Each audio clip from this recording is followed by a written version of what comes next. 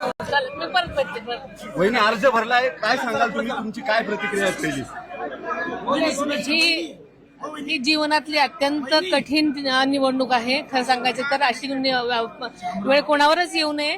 आणि ही निवडणूक माझी नाही, ही सगळी बारामतीकरांची निवडणूक आहे. कारण बारामतीकर म्हणजेच अजितदादा आणि अजितदादा म्हणजेच बारामतीकर. त्यामुळे ही निवडणूक सबंध बारामतीकरांनी हातात घेतली आहे. महाराष्ट्रातील पोटनिवडणुका चांगल्याच रंगू लागलेल्या आहेत. आज ज्या पद्धतीने सुनेत्रा वहिनींनी आपला उमेदवारी अर्ज दाखल केला आणि अर्ज दाखल केल्यानंतर ज्या प्रतिक्रिया तुम्ही सुरुवातीला पाहिल्यात, या प्रतिक्रियानंतर खऱ्या अर्थानं राजकारणाच्या खऱ्या धुरा सुरू झालेल्या आहेत.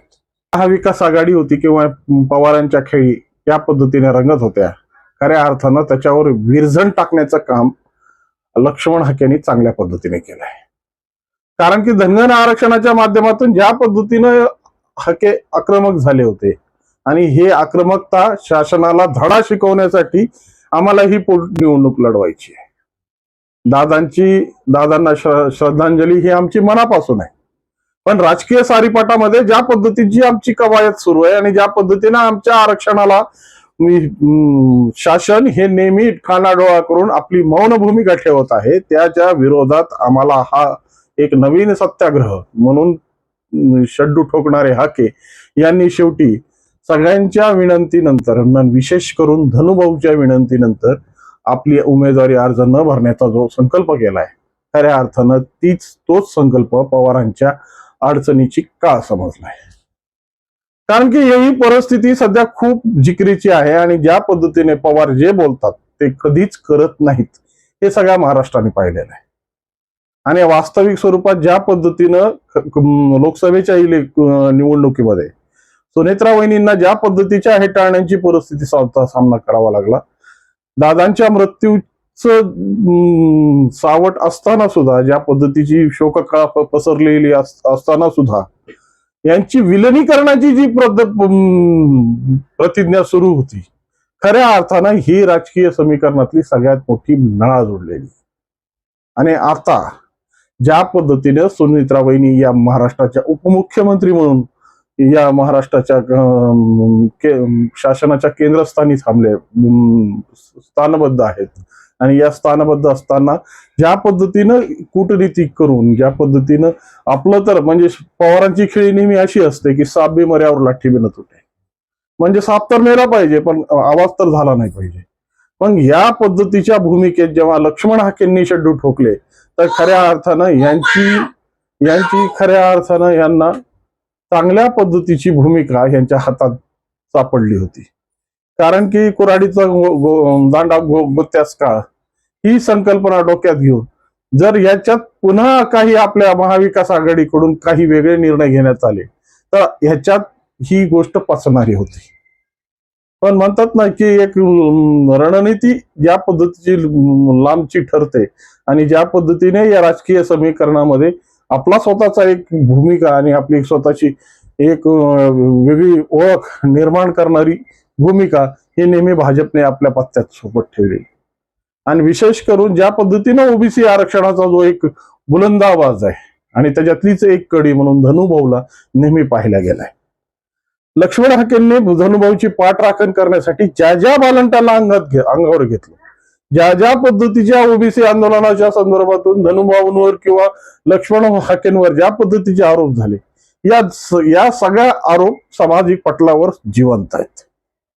कारण की ज्या पद्धतीने ओबीसी आंदोलन जेव्हा उभं राहिलं तेव्हा धनुभाऊ या ओबीसी आंदोलनाच्या माग तटस्थपणे आपल्या चुलत्यांची जागा घेताना दिसतात. ज्या पद्धतीने गोपीनाथरावजी मुंडे साहेबांनी ज्या पद्धतीने या आरक्षणाच्या माध्यमातून एक वेगळी मोठ बांधण्याचा प्रयत्न केला, पण ही मोठ कोणी जिरवली, कशा पद्धतीने जिरवली आणि भुजबळांना कोणी अडचणीत आणलं, हे सगळ्या महाराष्ट्राने पाहिलेलं आहे. त्यामुळं वेगळा दृष्टिकोन मांडण्याची या संदर्भात कसलीही गरज नाही. पण खऱ्या अर्थानं जे दादांच्या मृत्यूनंतर जी लागलेली पोटनिवडणूक आहे, ही पोटनिवडणूक खऱ्या अर्थानं सहानुभूतीच्या माध्यमातून ही पूर्णपणे बिनविरोध झाली पाहिजे होती. परंतु ज्या पद्धतीचे कटशह, ज्या पद्धतीचे राजकारण, ज्या पद्धतीच्या भूमिका आम्हाला नेहमी महाराष्ट्राच्या पटलावर पाहायला मिळतात, भले याच्यात प्रत्यक्षरित्या आज राष्ट्रवादी शरदचंद्र पवार गटाचा उमेदवार जरी नसला तरी या महाविकास आघाडीच्या माध्यमातून काँग्रेसनं ज्या पद्धतीनं आकाश मोरेंना आपली निवडणूक लढवण्यासाठी आपली उमेदवारी भरण्याची जी तिकीट दिलंय, त्याच्यावरूनच हे स्पष्ट होत आहे की हे या मार्गाने नाही पण त्या मार्गाने यांना या निवडणुकींना सामोरे जाणं गरजेचं होतं. जरी जनतेची भूमिका, जनतेची सहानुभूती, जनतेची सकारात्मकता जरी आज वहिनींच्या पाठी तटस्थ जरी पद्धतीने उभी असेल, पण खऱ्या अर्थानं राजकारणाची गणितं हे शेवटी लोकशाहीच्या पद्धतीवर अवलंबून आहेत. आणि ज्या पद्धतीनं लोकशाहीमध्ये निवडणूक प्रक्रिया आली की त्याच्यात मतदान आणि ज्या पद्धतीच्या भूमिका येतात त्या पद्धतीने ही निवडणूक बिना मतदानाची, बिना विरोधाची पुढे येऊन ही खऱ्या अर्थानं बारामती ही अशी दादांच्या माध्यमातून एक श्रद्धांजलीच्या स्वरूपातून ही निवडणूक पाहिली जात होती. परंतु शेवटी कारस्थान आणि ज्या काही परिस्थिती आहेत त्या परिस्थित्या खऱ्या अर्थानं सामाजिक पटलावर येत गेल्या. त्यामुळेच बहुधा वहिनी सुद्धा म्हणाल्या की ही अशी वेळ कोणावर येऊ नये, कारण की ही खरी वेळ तर वहिनीची दुःखांची आहे. कारण की दादा गेल्यानंतर ज्या परिस्थितीत दादांचा परिवार आलाय, खऱ्या अर्थानं त्या ठिकाणी आपली उमेदवारी दाखल करणं खऱ्या अर्थानं ह्याला सुद्धा खूप जड अंतकरण लागतं.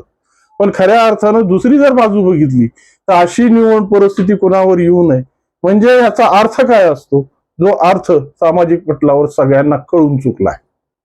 तशा पद्धतीने हे कटशहा आणि कटकार असताना, कारण की सुप्रिया सुळे ज्या पद्धतीनं माध्यमांसमोर आपली भूमिका मांडून ज्या पद्धतीच्या भूमिका मांडतायत आणि सगळ्यांना सांगतायत की या सगळ्या गोष्टी सोडा, परंतु ही सगळी गोष्ट करत असताना जी जागा राष्ट्रवादी शरदचंद्र पवार यांच्या हक्काची, जी जागेवर राष्ट्रवादी शरदचंद्र पवार हेच उमेदवार उभे करू शकतात, त्या ठिकाणी काँग्रेसनं अशी परिस्थिती का आणली. महाविकास आघाडीची सगळ्या या पद्धतीने विश्लेषक म्हणतायत की महाविकास आघाडीची आता समीकरणं बदलतायत काय.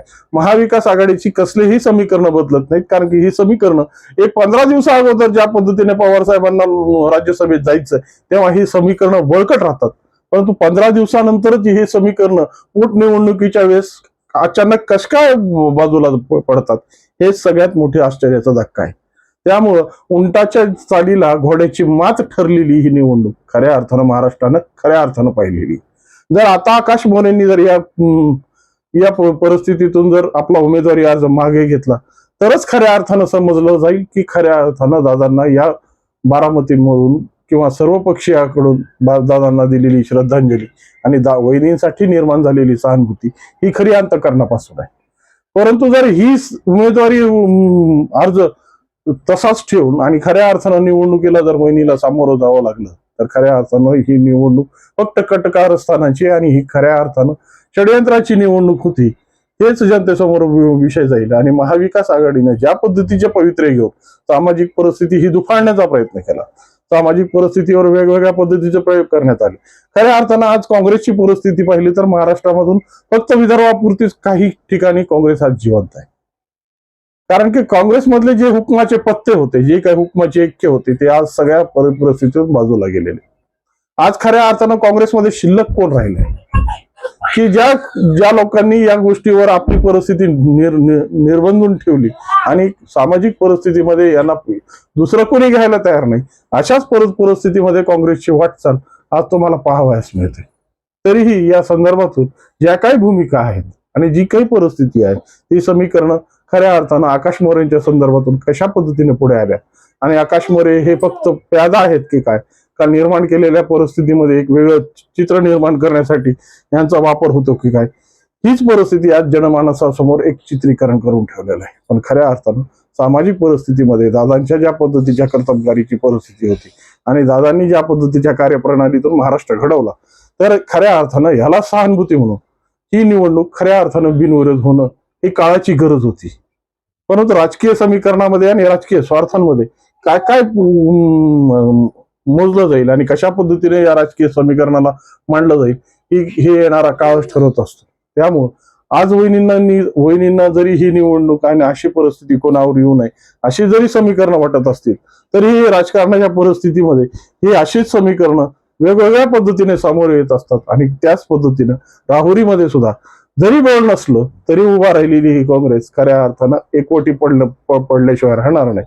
पण विरोधाला विरोध कशा पद्धतीने ठेवायचा आणि विरोधाची भूमिका कशा पद्धतीने आपल्या पत्त्यावर ठेवायची यासाठी निर्माण केलेली व्यवस्था कुठपर्यंत तगेल आणि कुठपर्यंत उरेल हीच आता समाज पटलावर या परिस्थित्या सांगण्यात येते.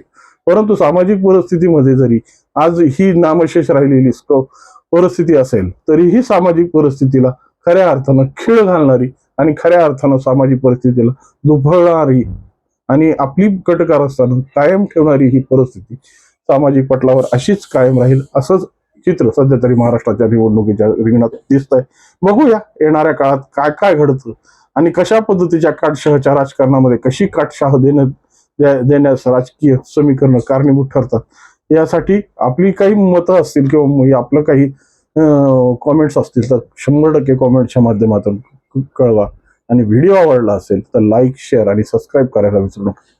नमस्कार.